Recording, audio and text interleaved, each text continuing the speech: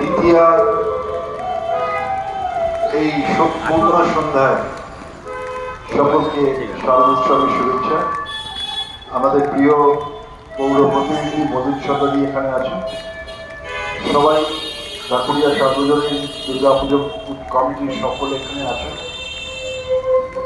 অনেক রাত্রি হয়ে গেছে, বৃষ্টি পড়ছে, কিন্তু এটাই হচ্ছে শারদোৎসবের মাধুর্য।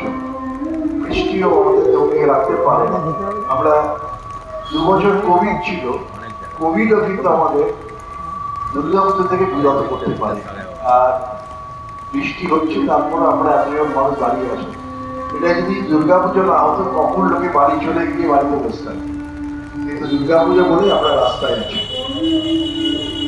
আমরা প্রতি বছরই এটা আমার আরেকটা সেকেন্ড হোমের মতো হয়ে গেছে। প্রতি বছরই আমার এখানে আসার সুযোগ হয়। সুজয় আমাকে প্রতি বছর এখানে আসতে বলে, এবং আমি শিল্পীকে ধন্যবাদ জানাবো। একটা অসাধারণ কাজ এখানে করেছে। মানে যে কাজটা আমার মনে হয় যে কোনো মানুষ আসবেন তার ভালো লাগতে বাধ্য হয়ে কাজটা, এবং বেশ নতুনত্ব কিছু ধারণা, কনসেপ্ট এখানে আমরা দেখেছি।